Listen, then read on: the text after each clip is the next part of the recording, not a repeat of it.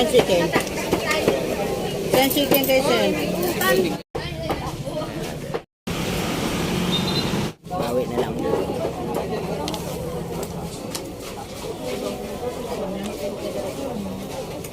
Yun nga, walang espesyal sa pares ni Diwata, ano? Hindi kayo dito kay Diwata. So ayan guys, magandang hapon sa inyo nga. So ayan, nandito tayo ngayon sa may Molobisha. Ayan, dito ako ngayon sa may tawag dito, MOA Arena. So total nandito lang din naman tayo. So medyo malapit dito yung paresan ni Diwata. So sa gawing yan lang, doon sa dulo na yan, daanan lang natin yan, diretsuhin natin yan, nandun na yung paresan ni Diwata. So may balita kasi na konti na raw yung kumakain. So paano natin nga malalaman? So total nagugutom naman ako, so wala pang kain, so malayo yung biyahe natin. So ngayon guys, punta natin. So ayun guys, Molobisha. So nakikita ko kasi doon sa mga ibang vlog, nagko-comment, tapos doon sa mga, syempre alam mo na, sa mga basher na rin ng Diwata Pares. So wala na raw pila, wala na kumakain. So ngayon maaktuhan natin. So ngayon malalaman natin kung totoo nga ba na konti na lang ang pila. So ayan guys, samahan nyo ako guys. Kakain na rin ako kung mayroong pagkakataon, kung may parking doon, kasi may sasakyan tayong dala. So paparking ako, siyempre magbabayad tayo ng parking para lang makakain tayo. So samahan nyo ako guys. So ayan, medyo may traffic ng konti, so dito lang. So puntahan natin si Diwata. So guys, ayan eto nga pala yung paligid ng Molobisha guys. Marami ng pagbabago dito guys. So halos lahat, marami nang nagsisitayuan ng mga building dito. So samahan nyo ako guys at maaktuhan natin kung totoo ba yung mga sinasabi na yan. So guys, ito nga pala yung dinadaanan natin. Ito nga pala yung Jokno Boulevard. So hinto muna tayo ng saglit dito sa tulay. Ayan guys, yan tulay. So ayan, hinto muna tayo saglit. Ayan, tingnan natin. Ayan, dyan nga pala yan, nakikita mo yan dyan. Dyan yung pwesto dati ni Diwata. Dyan. Tapos yung pinakauna niya doon dyan sa may kabila na yun. Pinakauna yan dyan. Ayan, dito sa may tulay na to. Yan, dyan sa may kabilang side, nandun siya sa may, doon yung pwesto niya. Tapos pag nadidemolish siya, pinupunta siya dyan siya sa kabila. Tapos napupunta rin doon, doon sa may banda ron, doon siya rin napupunta. So ito nga pala yung Jokno Boulevard na yun. Ayan, kailera na ng Manila Bay. Saka yan dyan sa Molobisha na yan, malapit. Ayan, building na to, dagat na yan. Yun nga, reclamation yun, tinatambakan doon. Ayan yung mga tambak na yan, mga buhangin. So konting kwento lang tayo. So before pandemic wala pa yan, yung mga yan, yung mga bahay-bahay na yan dyan. Kasi yan yung mga ang tawag dito, ginawang quarantine facilities. So ito nga pala yung Senado. Ayan, Senate na yan. Yung building na yan, nandyan yung mga senador. So ayan guys. So ayan, diretso na tayo kay Diwata Pares. Ayan ang lugar na yan dyan. Dito dati yung pwesto ni Diwata. Ayan, pero may mga natitira pa rin dito nagtitinda. Talaga sila yung talaga dito. Ayan, may mga pares din dito. Siyempre. Ayan, mga kasama ni Diwata. Ayan, may pares din dito. Ayan, pwesto na yan, yan dati kay Diwata. So diretso na tayo doon, kasi palipat-lipat siya dati. So ayan, ito yung Senado. Ayan guys, ito yung way niya.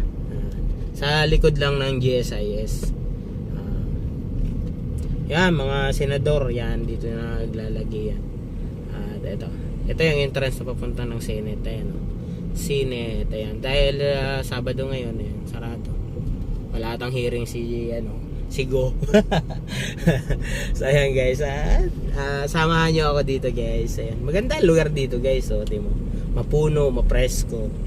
So yung lugar ni Diwata medyo mapresko rin kasi gilid. Yan, kahiliran ito, yung kahiliran. So ayan guys, tingnan natin guys kung tayo, may parking ba o makapasok tayo. Kahit magbayad ako ng parking 50 lang siguro. So matry natin guys, kaysa yung puro tayo balita, di ba?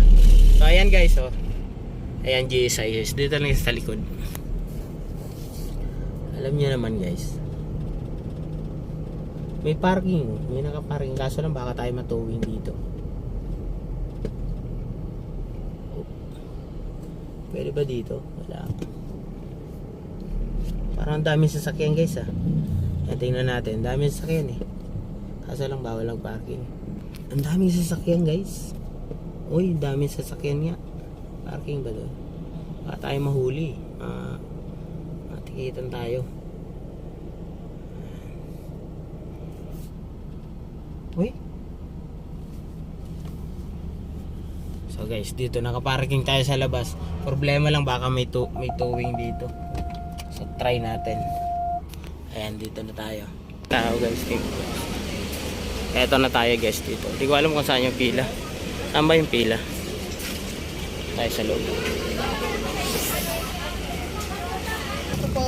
So guys, dahil tanghali na ngayon. Anong mga oras na? Ng tao ayan. Saan nga yung pila? Ito?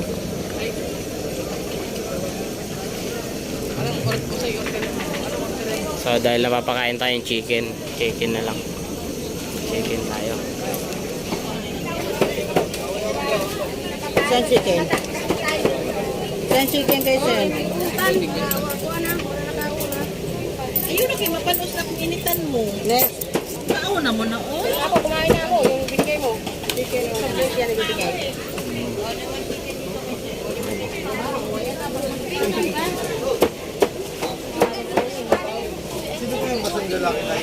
Ayan guys. Ito nga pala yung in-order ko, chicken, ayan, 120 guys, only rice na rin, saka may kasamang soft drinks. Oh, may pala, may sauce.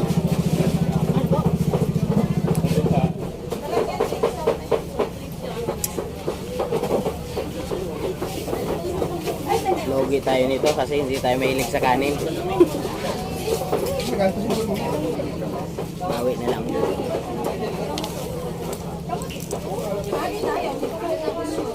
Malaki naman talaga. Malaki nga.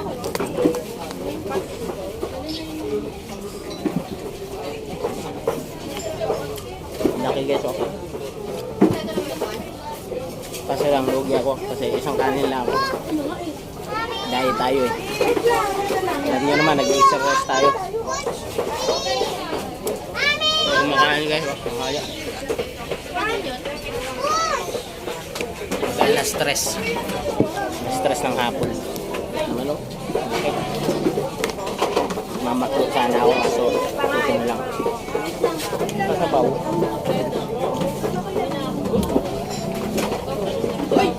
Sakto lang naman. Ano pa rin? Pares pa rin ang lasa. 120. Only rice. Kaso ako, isang rice lang ako. Logi.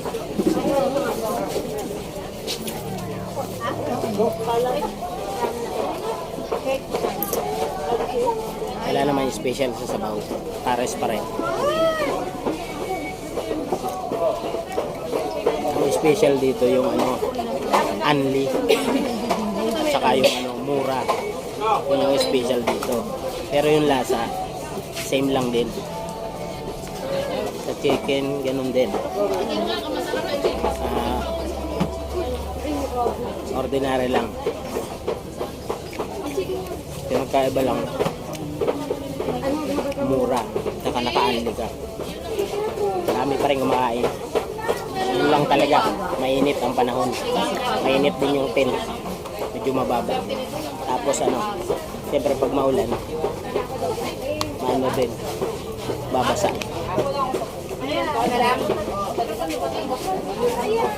May nag-picture sa kabila, nakisabay ako. Magtataka yun pag tingin ng ng feature. Nandun ako naka-selfie, nakawaki pa.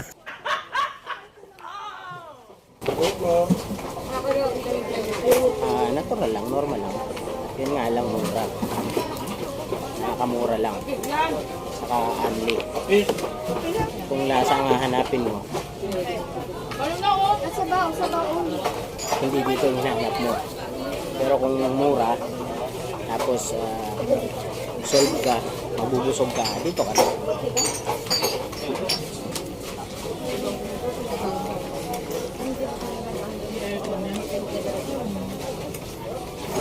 Wala ba, sir?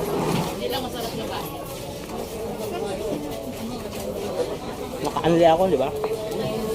Kaso lang ayaw ko magkali na.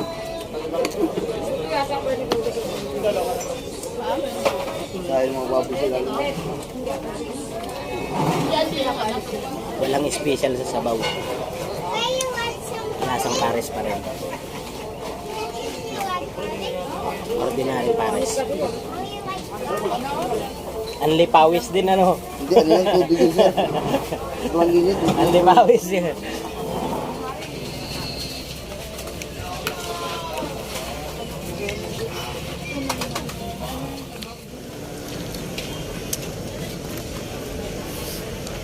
Mainit.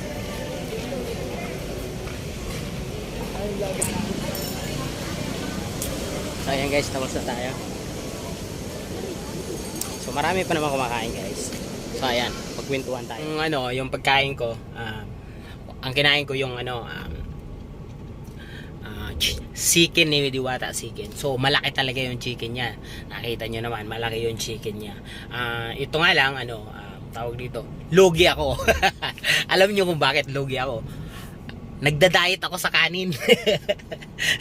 Nagda-diet ako sa kanin. So ang kinain kong kanin, isang kanin lang, yung binigay lang. Dapat only yun, di ba? Kaso nga lang, syempre, ako naman tulong ko na rin sa kanya, di ba? Tulong ko na sa kanya mapunta pa sa ibang tao, no? Ako nagda-diet sa kanin, isang lang, mangkok maliit, isang kulang pa nga dun sa yung takalan hindi pa napuno, yun lang. Hindi na rin ako bumalik ng sabaw. So hindi ko na, problema ko na yun, no, sa akin na yun. So tawag dito, lugi ako. Lugi ako kasi hindi ako malakas kumain. So para to sa malakas kumain, talagang sulit na sulit. So yun lang guys, ang tawag dito, yun nga, walang special sa pares ni Diwata, ito lang sa aking komento. Walang espesyal sa pares ni Diwata. Alam nyo ba kung ano ang pinaka-espesyal sa pares ni Diwata? Yung mabusog ka, no? Ang pinaka-espesyal doon, yung sulit ka sa pera mo. Sulit ka sa pera mo, mabubusog ka. Kasi yung halagang 100, 120, hindi mo masusulit yung kung sa iba kang karinderya, di ba? So dito kay Diwata, talagang sulit ka, busog na busog ka. Kaya doon sa iba na naghahanap ng lasa, yung talagang hinahanap nila, yung masela ng dila. So hindi kayo dito kay Diwata. Pero doon sa tao na naghahanap na solve siya, mabusog, dito ka na kay Diwata, sulit ka talaga. Talagang sabihin ko sa iyo, kahit kinabukasan, kahit di ka na kumain,